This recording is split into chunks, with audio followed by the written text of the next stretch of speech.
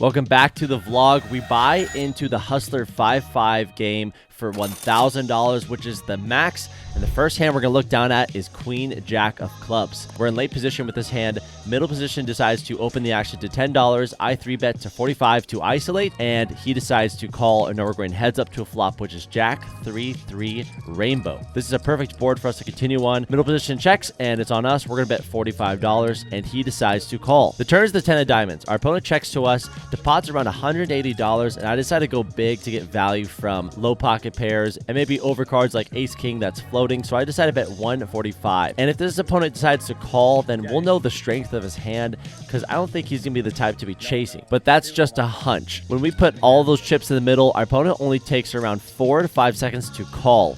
Our alarm bells are going off, and when the river comes to the 3 of spades, essentially a perfect card to go for value for. When he checks, I decide to check back. I don't feel like I'm safe here. I don't feel like I have the best hand, and we are somehow right. I guess my spidey senses were going off. He shows pocket kings. He was slow playing them and only called them out of position, and he almost got the max for me. So we luckily dodge a bullet, because we would have bombed that river for a lot, and we lose our first hand. In this next hand, we deliver the big blind special. We look down at king, knight of spades. Early position raises to 20, early position 2, and the cutoff call, and I decide to come along as well. $80 in the middle. The flop comes ace, deuce, king with 2 spades. I check, the original raiser checks, and early position 2 decides to bet for $40. The cutoff folds, and I decide to call as well. And the other opponent folds, so now we're heads up going to a turn, which is the 5 of hearts. There's 160 in the middle, and I check to my opponent. Our opponent decides to bet $60. This is on the smaller side. I think I can find a check raise here sometimes, but we decide to tread cautiously against her, and we put in the call. The pot is $280, and the river is the magical 5 of spades, which does pair the board, but we level up to the nut flush. I check to her, getting ready to call a big bet, but she checks back. I think we can find a lead here sometimes, and since she checks back, we're obviously going to win. We show the king-eye flush, and we scoop this pot. If you want to play with me online, click the link in the bio and join the Cheddar Club on Club GG. It's very simple. You download the app, you follow the instructions, and message our team on Telegram. It's a lot of fun, a lot of high-stakes poker, low-stakes poker, PLO, and tournaments. You won't regret it. See you on there. All right, let's get to some more juicy hands. We look down at ace of diamonds, king of spades. We have around $750. We're in middle position, and it folds to me. I raise it up to $20. Late position decides to call, and then the button decides to 3-bet to $110. It folds to me, and I'm looking at my stack. I only have $750, and with a caller in between, I'd like to 3-bet to around $350.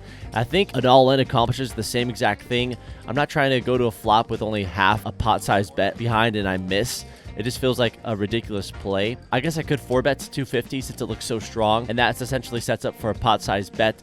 But we decided to take the more aggressive route, especially with ace-king off. I want more fold equity versus, ace-king suited. I want to jam to get all of the hands to fold, like ace-queen, ace-jack, pocket tens, pocket jacks, just thinking that we're just on the top of our range. So we decide to shove, and after a minute or so, late position folds, and now it's on the button, and he decides to put in the call after 1 minute of thinking, and now we're going to a flop, which comes king 9 deuce, all clubs. We have top pair, but no club. The turn, the king of hearts, so we have trips, and the river is the 3 of hearts. We show our trip kings, and we win versus pocket queens. Nice. Feels good to hit the board.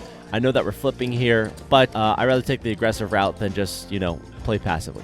Don't forget to subscribe and turn on the notification bell if you want to join my poker journey. We look down at the same hand a few orbits later. Early position, we have ace of hearts, king of spades. I raise to $20. Middle position decides to 3-bet to 65, and it folds to me, and now it's time to put in that magical 4-bet. We put in $240. We're out of position. We do not want our opponent to see a flop for free, and we want to make sure that we charge him the maximum. That's why we go around 4x the sizing here, and he folds. So we take down a little bit of money, and we're on to the next hand. In this next hand, we looked at a king, a jack of spades, and the cutoff. Under the gun opens to $30, rather large, and middle position decides to call, and most of the time I'd be squeezing here, but we decided to call in position, so now we're going 3 ways to a flop with $90 in the middle, and it comes 7, deuce, 6, rainbow. It checks around, and the turn is the 10 of spades, giving us a backdoor flush draw, and we have 2 overs. Under the gun bets $40, and the middle position player folds, and I think a great move here is to re-raise and 3-bet this flop. We have all the sets and the straights here, and the 2-pair combinations, so we re-raise to $200. We want to go on the larger size here. I don't think giving him a good price makes any sense, especially if, like, let's say we had top pair like king 10 and he has a hand like ace queen. We want to make sure all those overs fold out. So we raised to $200 and he decides to fold, and we take down a nice little pot here.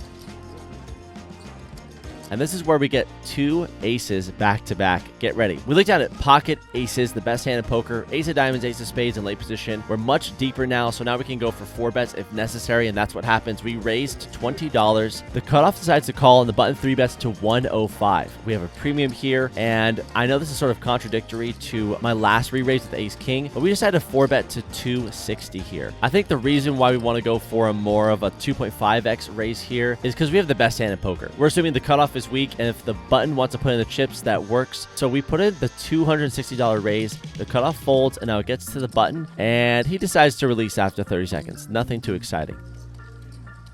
A few hands later, we peel ace of spades, ace of hearts, pocket aces on the button this time. So the best position in poker and the best hand in poker. Pre-flop, early position raises to $40, a rather large sizing. So this sort of gets me excited because we have the best hand. And I decided 3-bet to $110. We don't need to go too big here and scare out his bluffs or smaller, weaker hands that we're very, very far ahead of. And he decides to put in the call. So the pot is building. The flop comes jack, 4, deuce with 2 hearts. So when it checks to me, and essentially there's only a flush draw on this board, I guess you could put in 3-5 of like spades or clubs here every once in a while, but I doubt our opponent would call that out of position. But we don't know him, and that's what makes poker so fun. So when it checks to me, we're gonna bet for half pot to charge all flush draws. Yes, we do have the ace of hearts, but he could have the king of hearts. So we bet $105, and he snap calls. So when our opponent does this, I'm assuming that he has a flush draw, or he has a hand like queen jack or king jack. So when the turn comes, the 10 of clubs, we keep that in mind that he snap called our bet,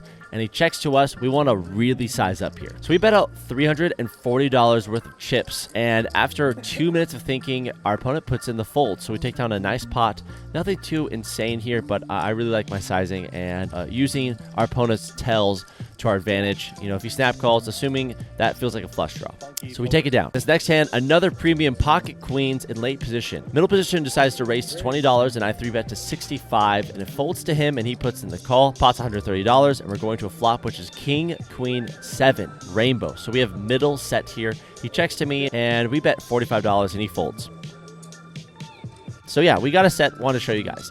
Next hand, another premium, the king of diamonds, king of spades in the big blind this time. Middle position raises to $20. The cutoff calls, and I'm a 3-bet pretty large here. Out of position, we make it $120. Middle position decides to put in the chips, and cutoff folds, so now we're going heads up to a flop. It's not the best one. 4, 5, 7 with 2 spades. I check, and our opponent checks back. The turn is the jack of diamonds, and I think I want to go for value and protection here. If our opponent had a straight draw or a flush draw, I'm assuming he would bet this board, but he didn't. So maybe he has ace king, ace queen, ace jack. So he decided to put a bet out of $135, and our opponent folds. So yeah, that was the vlog. So we bought the game for $1,000. We ended up cashing out for $1,685 for a profit of nearly $700. So hope you guys enjoyed this short and quick vlog. Nothing too crazy, but sometimes sessions just go this way, and we got lucky with that ace king. So let's wrap it up.